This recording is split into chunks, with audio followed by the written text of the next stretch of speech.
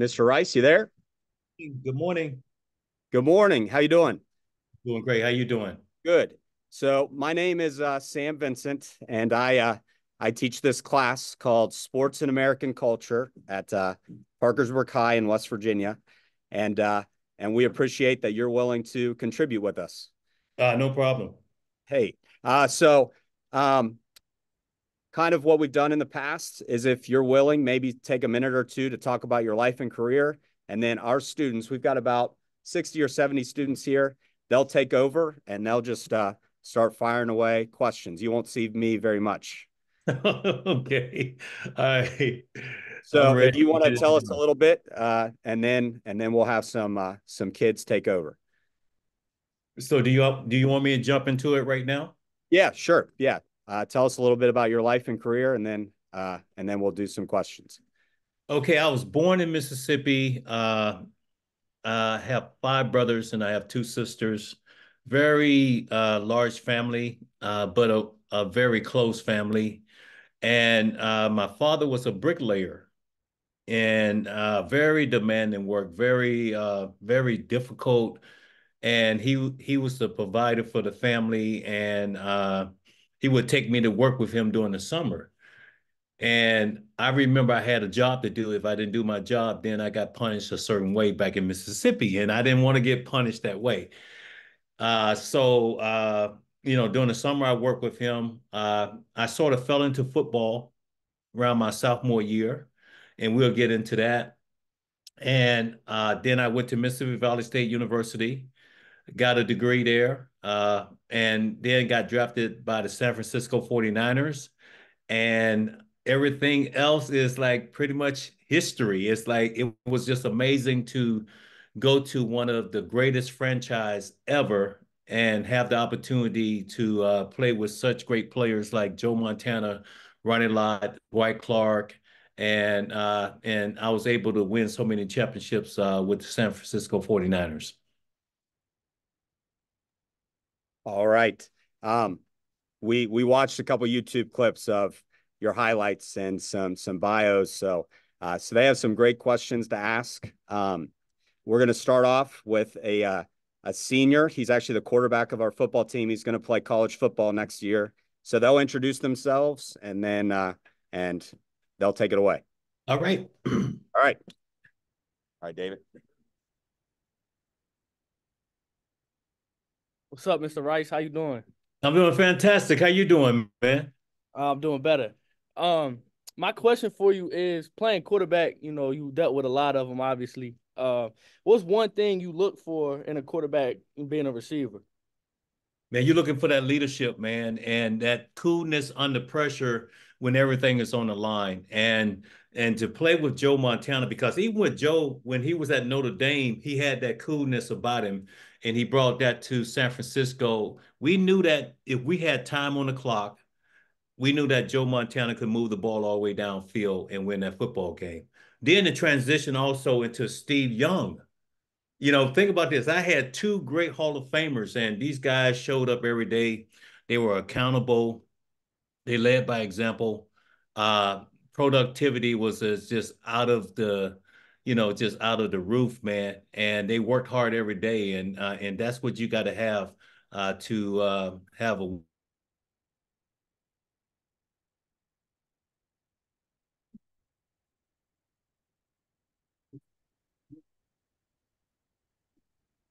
I appreciate it. All right, hey, good luck to you, man. And I think one thing that I can pass on to you because you are the most important piece on the football field. Mhm. Everybody's going to follow you. So, if you work hard every day, they're going to do the same thing. And that's how you win games. Okay. Yes, sir. Thank you, Mr. Rice. All right, my pleasure. All right, Jerry.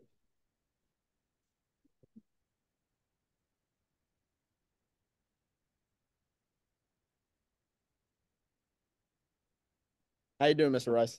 Good. How you doing? Good, I'm good. So the NFL draft just got wrapped up less than a week ago. We all know pretty historic class for wide receivers, Harrison, Neighbors, Odunze. Is there like congrats on your son also being drafted, but is there a guy that was in the later rounds maybe that you think is underrated going into this year? I think it's my son, Brandon Rice. To Yeah, be I honest with understand. you, and for him to go to the Chargers, under Jim Harbaugh, Herbert is quarterback. They really don't have uh, a receiver there anymore. They have receivers, but the main guy left. So that's going to give Brandon a great opportunity to go in there and prove himself. And he got to work hard. He got to win the team over. If he does that, I think he's going to do great things in the NFL. But he's always uh, competing with me because it's almost like he's like, I'm bigger than you, dad. I'm faster than you, dad, and all of those things. And then I have to show him all my stats, and that brings him back down to earth just a little bit. But I have never seen so many receivers go in the first round. This draft, man, it was just crazy. Yeah. Yeah, I agree. Thank you so much, sir. Hey, my pleasure.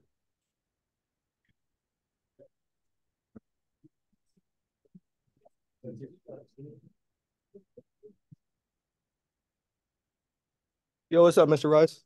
Hey, how you doing? I'm doing pretty good.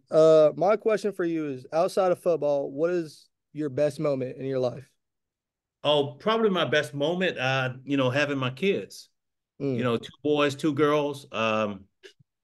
My oldest daughter, her name is Jaqui, and she's pretty much running my company now. I have an energy drink company, and she's the CEO of the company, and mm-hmm, she's doing a fantastic job. Then my youngest daughter, she's into finance. mm-hmm. Uh, then my son, he's into real estate, Yeah. uh, and he's selling homes like crazy. Then my youngest, he just got drafted by the Chargers. Yeah, So I I saw would it. say that because, man, I have broke so many records. I have Mm. played on the big stage, but to actually be there and be a part of, bringing a life into the world is just something that you never forget. All right. Thank you, man. You have a great day. You too.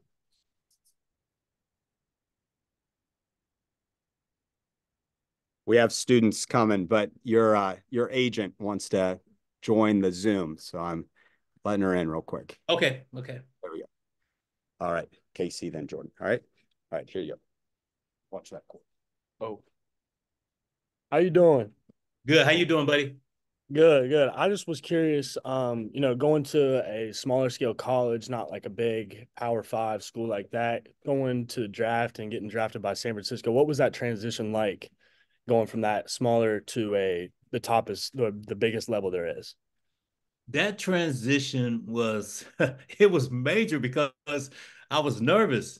I hadn't played on the big stage, to go to a small HBCU, very small school. But I got letters from all the major schools, but they didn't send anyone out to talk to me face to face. In Mississippi Valley, they did that, and that's why I decided to go there. And I just felt if I worked my butt off, I could get noticed and I could also get drafted. But it was always that doubt in my head that I was going to go to the NFL. I wanted to make sure I got my education, that I graduated, did all of that first. Then I get called by the San Francisco 49ers because they traded with the New England Patriots to get down to that 16th spot. And they picked me in the first round. And I said, oh my God, I got to go to I got to go to San Francisco. Yeah, no, that's So the transition was really hard, playing around such great players. I felt like I had to prove myself. I had to get the terminology down with the playbook. And once I did that, I was able to go out there and do great things on the football field. But it took a lot of work. yeah, yeah. Thank you. All right, you have a good one. Hey, Mr. Rice, how are you? Good. How you doing? I'm good. I'm good. I was wondering, how did you deal with pressure in like big games? I think I dealt with pressure by the way I prepared during the week. The preparation on the football field, because we had a scout team that would run the plays of the opponent. And I try to get a good feel for that for the opponent, during the week. And the execution had to be really precise. And I took a lot of pride in that. And I think that transitioned right into the ball game because I had done it over and over during practice. Right. And then once the game came about, I was ready to go. And you just got to be calm. You just got to have confidence, and you just got to know that, hey, look, I belong here. Right. All I right. think you also did you have any big motivation like going into either college or NFL, like motivation that like made you a better player? I think the biggest motivation for me is I wanted to provide for my family. And that was that extra incentive that pushed me really hard because I felt like it was going to be a great opportunity. And if I could be successful, then I could take care of my family. But also Mississippi Valley State, if I'm successful, then you're going to have scouts to go back into that school and look at those players too. So that was my motivation. All right, thank you. Oh, my pleasure.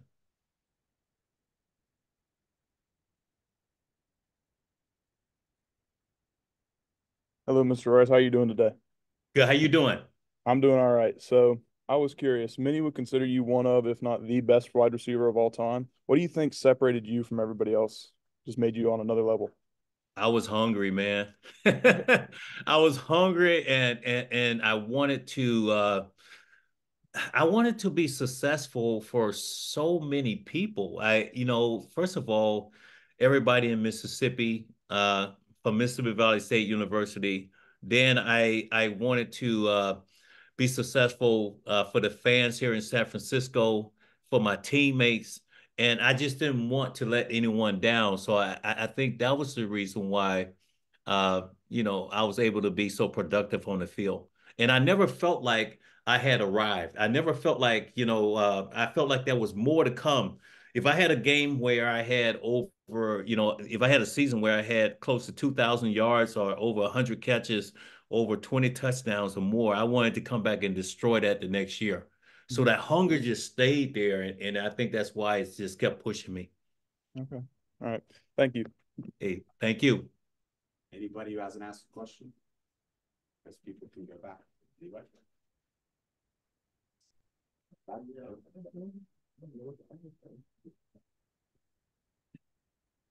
All right, I'm back. Had to All come right, back. let's go. So you had the Flash 80 on your towel, license plate. Everybody knows that. But number 80, like, did that come to you, or you picked that? Did you wear that in college? How did that come about? Well, in college, I had 88. Okay. That was my number in college. And but when I went to the San Francisco 49ers, this veteran, Freddie Solomon he had 88. So I had to change my jersey.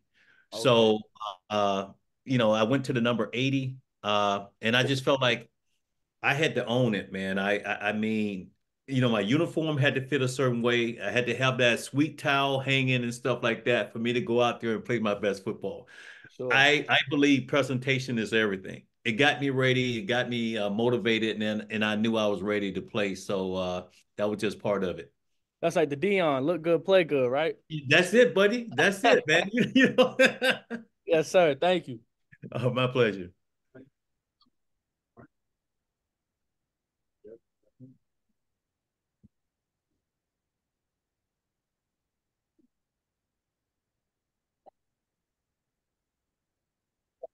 I'm back too. What's up, Mr. Rice? All right.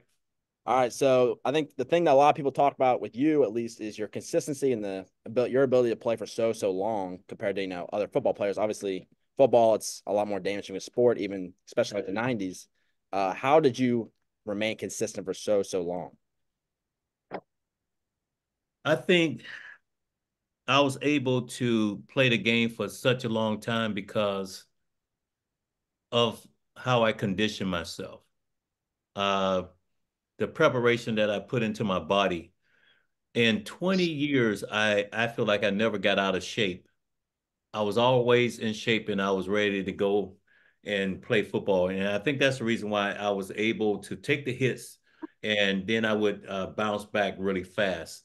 A typical game for me, I would play that Sunday. That Monday, I'm at the facility early that morning.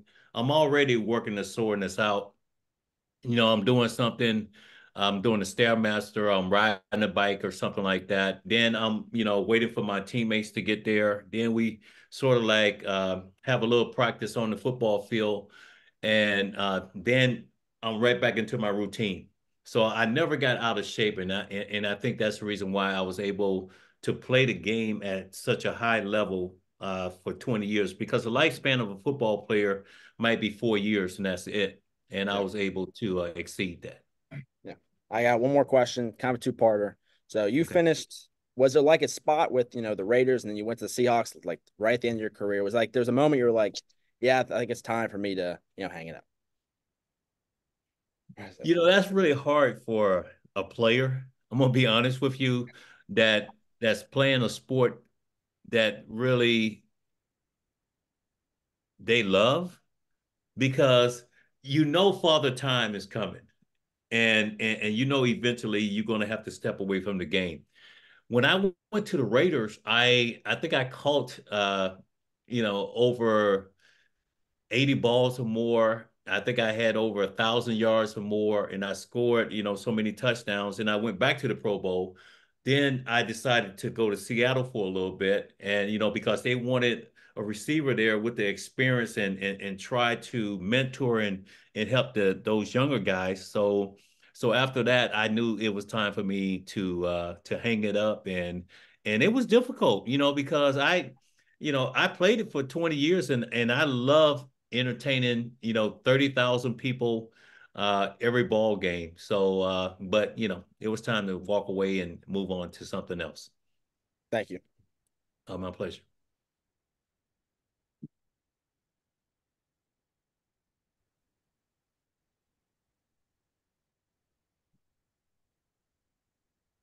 Hey, Mr. Rice, how are you? Good. How you doing? I was wondering if you've ever had like any major injuries.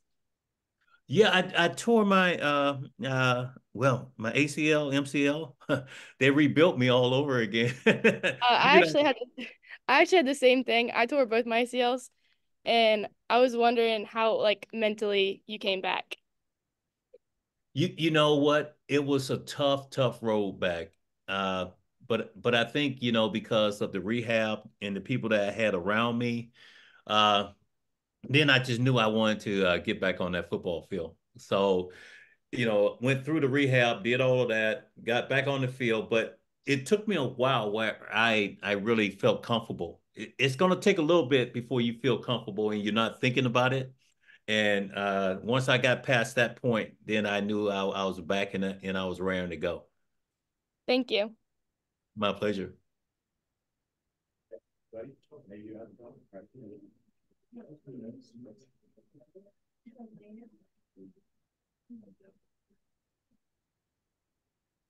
Oh, Mr. Rice, how are you? Good. How you doing? I'm doing good. Steelers on Steelers. I see you got the Steelers on, Yeah, man. yeah. All right. My question was, who's the toughest DB to go against? I believe defensive backs are the best athletes on the field because they have to be able to backpedal and transition and turn and run. I would say probably the most difficult ones for me was Deion Sanders and Darrell Green. And because those two individuals, they were so fast, they could run a 4.2. So, it's no way you're going to be able to outrun a fast defensive back like that. So my game plan when I came to the line of scrimmage, I was going to attack you. And I was going to be aggressive. I was going to try to triple move, double move, get you off your base, and hope the quarterback throws the ball on time. But one thing about the elite football players, we always want to go up against the best. So it was the ultimate challenge for me to go up against Deion Sanders and Darrell Green, and I wanted to win. All right. Thank you. I appreciate that. Oh, my pleasure.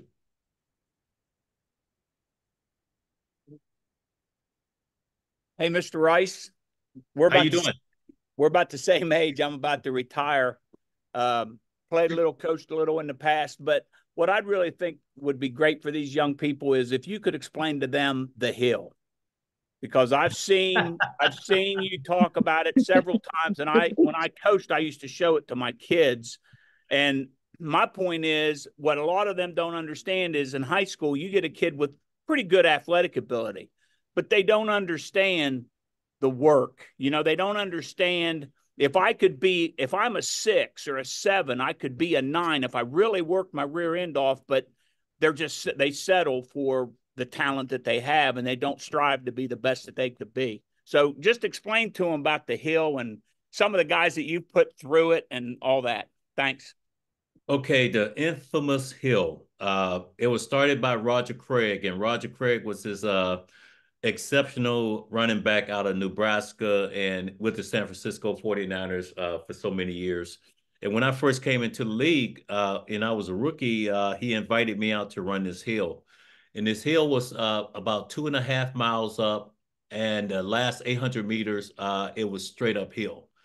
It was a gut check. It was going to test you, your toughness and everything. And I believe because I would run that hill Monday, Wednesday, Friday, that it conditioned me in a way where I was going to be exceptional in the fourth quarter because I already had put my body through that pain. And I was able to play my best football when everything was on the line. I had Terrell Owens, I had Barry Sanders, I had so many other players to come to the hill, and they could not conquer the hill. that last 800 that 800 meters made them actually throw up. So, but it was very challenging. I think it just taught me, about durability, about hard work, and that was the most important key throughout my career. I was not the best football player, the most gifted, but one thing I was going to do, I was going to outwork you. And I think I got that probably from my parents, my dad and stuff like that, about hard work, and I was able to carry that on into the NFL.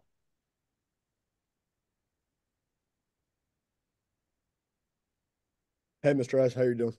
Good. How you doing? Good. I was wondering, throughout everything you've done in your career, do you consider yourself the greatest wide receiver of all time? Do I? Yeah. I think it's okay for other people to say that, but you're not going to hear me say that. You're not going to. I get it. And I give all the credit to my teammates. With all the records that I was able to accomplish, it was because of my teammates. And I think you always think of yourself as being an important piece of the puzzle. So I knew I had to lead by example. If I did that, then my teammates would, do the same. And that's the reason why we was able to win so many championships. But there was so many other receivers that was more gifted. But were they willing to sacrifice the way I did? Because I even, I played the game for over 20 years. That's a long, long time in the NFL. And in those 20 years, I feel like I was very productive, and I was able to have a great time. Sure. Thank you. Thank you. Anybody want to go?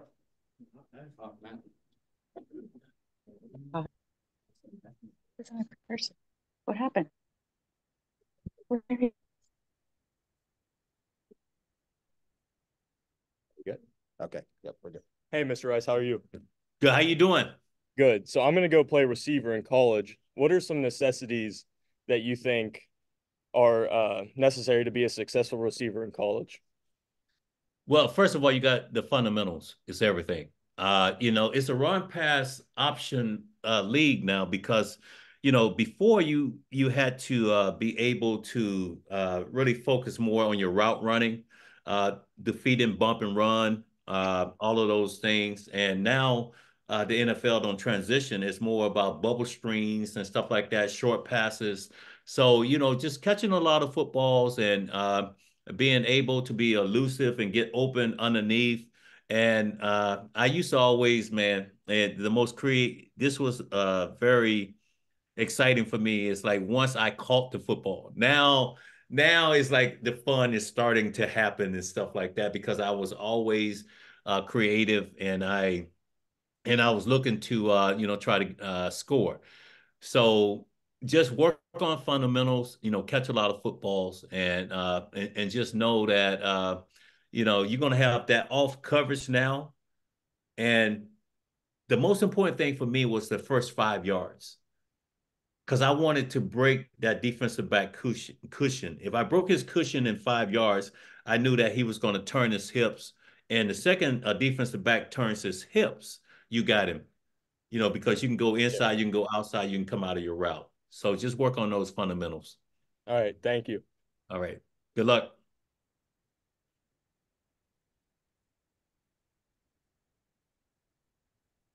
Hi, Mr. Rice. Hello. My name's Lauren. Do you have a record that you like value more than other records? Oh. Oh my God. Okay. If I had to pick one, it probably when I broke and I consider this guy as the greatest football player to ever play the game. Jim Brown. Jim Brown, when I broke his record on Monday Night Football against the Oakland Raiders, against a rival across the bay, and I scored 127. That was a record breaker, and I was able to do that at home in front of the fans, but also celebrated, with my teammates and also celebrated with my family. Yeah. So, the 127, and that's something I'll never forget. That's awesome. I just want to say I think you're the GOAT, and my dad met you in Las Vegas. So Oh, he did? Okay. yeah, That's so cool. yeah. So there's like a joke, and it's like Jerry took my drink. So like, Oh, I my took dad, you drink in Las Vegas? yeah. So yeah, but thank you so much. It's my pleasure. Tell your dad hello. Anybody? Question? David's gonna take over. Yeah, I'm not. All right. All right, Mr. Rice, I had to come back again. Okay. All right. So my question for you, you talked about your dad was a bricklayer, you used to work with him. And I heard the stories, I've read about it. You used to catch the bricks. Is that a real thing? He used to throw them at you? Yeah, man, we had this thing where the scaffold that we were on, it was like about 20 feet in the air. And my brothers, they would toss the bricks up from the ground, and I would be on the scaffold, and I would catch them out of the air, and I had to stack the bricks to make sure that my father had bricks to lay. And there's this myth about, well, I learned how to catch footballs from catching bricks, but that's not true. I think what played an important part is just the hard work and the responsibility, and showing up and being accountable. And after, working with my father, and on my way back home, he would drop me off at school because I had a 2-hour football practice that I had to attend. And I would practice for 2 hours. Then I didn't have transportation home, which it was about 5 miles, and I would run the 5 miles after practice. So, it just taught me about hard work and dedication. For sure. Appreciate you. Yeah, no problem, bro. Few minutes here. Anybody? Anybody? All right. Sincere. Oh, yeah, got you. Mr. Russ, I'm back. Okay. I got a little two-parter. First question is, what is the toughest game you've ever been in? Oh, the toughest game for me. Oh my God. Oh, because football used to be a lot different, man, because even if the ball was not being thrown my way, I was still getting hit on the backside. If you went across the middle, linebackers, they were going to try to take your head off. So I think players are more protected now, and everything is safer. The most difficult game, man, every game that I played in, I felt like it was going to be a physical game because the opponent, they wanted to stop me, and they were going to take shots at me. And the thing is, I was taught by Bill Walsh not to retaliate, because we don't want to get penalties or anything like that. So you had to be able to actually just keep your composure and just play the game. And the best way to get back at defensive backs is to score touchdowns on them. And that's what's the main focus, for me. But, every game was a tough game. I knew I had to be in the best condition that I could possibly be in. And I had to go out there and I had to lead by example. Gotcha. My second question is, I'm pretty sure you heard this a lot between Joe Montana and Young. Which one was your favorite quarterback? Both guys, they were different. Great leaders. I would say I probably had the better chemistry with Joe Montana, but then I was able to, after Montana, transition to Steve Young. So I always try to adapt to the quarterback and to bring out the best in them. And I was just very fortunate to play with two Hall of Famers. But I would say I probably had the best chemistry with Joe Montana, but then I was able to adjust to Steve Young and score a lot of touchdowns. All right. Thank you, man. Hey, my pleasure.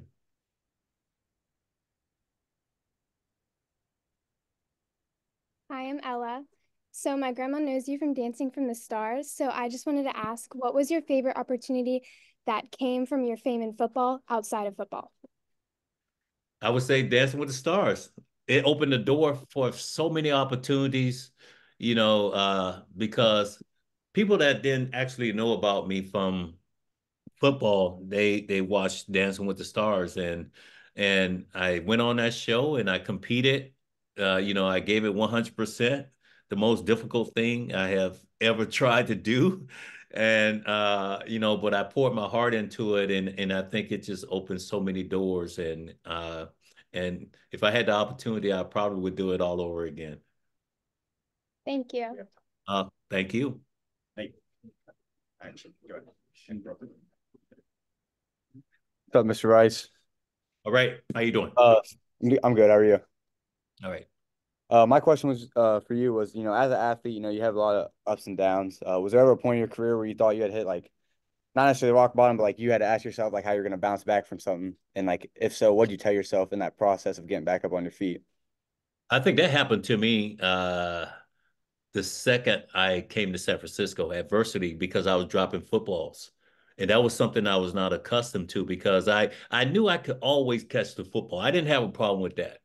And but I had to find out the reason why, the source, why I was dropping footballs. And it took me a while to transition. I remember the media. I remember so many people saying, hey, this guy is going to be a bust. Why did you go draft him in the first round from this small, HBCU school?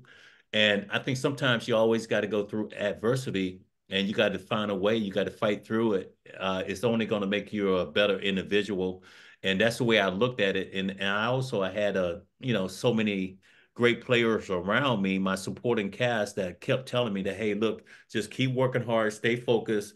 You're gonna be exceptional one day. So yeah, I came right into it and I was dealing with adversity, but I fought through it. Thank you. All right. Hello. Hi. So we've talked a lot about like sports and football and athletics and stuff, but away from that, what do you wish people knew about you? Well, I think it's basically that I'm a very quiet guy. I'm very quiet because Mississippi, when I first, got drafted, I thought about coming to the big city of San Francisco, and I was scared to death. I never had flown before. I had to get on an airplane. I just had to just pray and say, look, I just hope I make it there safely. But also that I love people. I love people. I like to engage. Uh, I like to make memories. Uh, I'm also one of those. I try to think of myself as being a great dad. With my kids, I didn't want to give them everything. I wanted them to have to work for it and earn certain things and stuff like that. And the adventure that I'm going on right now with my energy drink company and my daughter being the CEO of that company, to have the opportunity to work with her and to make this work, it's just something I can't even put a price on that. But I would say those are some of the things, and I never wanted to just let anyone down. I always wanted to impress people. as you talking about your daughter being the CEO of your energy drink company, how do you kind of balance that? Like, you know, she's your daughter, but also like you're working with her. She's the boss. You know, I just try to I try to be there. Well, I just try to stay out of the way because, you know, she was an entrepreneur way before me. She went to Georgetown. She got a degree there. And then she wanted to, you know, give this a try. And anytime a parent can put their kids in a position where they can win, I think we want to do that. So sometimes you know, we go at it just a little bit, but that's just part of, you know, the love and stuff like that. But she's doing an exceptional job, you know, for Goat Fuel. Thank you. Thank you. Hi, Mr. Rice. It's nice to Hello. meet you. Nice to meet I'm you. a teacher. I'm a teacher here at Parkersburg High School. We have a lot of student athletes in this group, obviously, and I kind of want to know what your advice is for after sports. You know, 'cause some of these kids will go and play in college, and it kind of becomes a big part of their identity. How do you continue finding your identity after you can't play anymore? I think the most important thing is education. That I was would something, agree. and I think you know, that's the important part right there. You focus in on that, you know, and if you are fortunate to, you know, be an athlete and make it to the next level, then that's great. But you got to have something to fall back on. And whenever I'm talking to kids, I tell them the most important thing is education, and also, you know, listening to their parents. That's it. That's it. Cause sometimes kids they don't want to do that. And I remember when my kids, they were like teenagers and stuff like that, they would fight back a little bit. But you get that education, everything else is a bonus. And that's really the way I looked at it. Thank you. We can do one more question because we got time for one more question. Anybody? Peyton, you haven't asked yet. All right. Hey, Mr. Rice, how you doing? Good. How you doing? I'm doing good. I just wanted to ask you, what was it like winning your first Super Bowl, and did the feeling ever change after your others? Oh my God, man. When I came to the San Francisco 49ers, they already had won a couple Super Bowls, and these guys, they were wearing their rings. And I'm looking at around, you know, like on road trips and stuff like that, they would have the rings. And I didn't have one. So I said one day I have to get a Super Bowl ring. Got the opportunity, Super Bowl 23. I was the most valuable player. We won that game with 3 minutes, 10 seconds left in the game. We had to go over 80 yards downfield, and we moved the ball all the way down, and we won that Super Bowl. That was my first ring. And also the first Super Bowl, the night before, I didn't sleep. The second Super Bowl, same thing.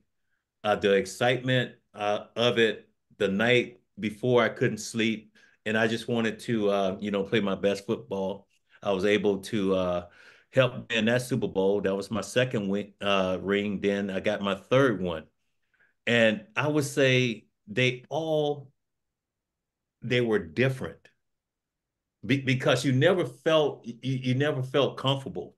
I was always on edge because I felt like this is the biggest game of the season. This is everything that you have poured into football, you know, from day one, from training camp to going to camp, then regular season. You get one shot in the NFL.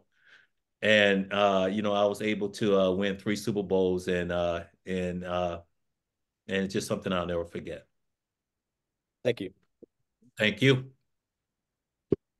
All right. Hey, so we've had several of these. You are right at the top. We cannot thank you enough for no, seriously, for doing this. I have one last question. We've asked this kind of throughout the years. If you were to give a high school student 1 or 2 pieces of life advice, what's a piece of advice you'd give them? I think the thing is to believe in yourself, to have the confidence, to know that you're gonna, you're gonna go through some obstacles, be able to fight through that. Have a supporting cast, and always, be around people that's gonna uplift you. That's gonna, that's not afraid to say, hey, look, that's not right what you're doing. So, just being accountable and the most important thing for me, man, I felt like I had to earn it. I felt I had to prove myself on the football field, also off the football field. Because, as a professional athlete, is how you represent yourself, your appearance. And I took pride in everything that I was doing. Well, we cannot thank you enough. This was great. And I know you have to go, and our kids are getting ready to go to lunch. But this was just awesome. Thank you so much. And I want to say to everybody there, you guys are GOATs. You guys are the greatest of all time. All right. Hey, thank you so much. All right. See ya. Thank you. Yeah.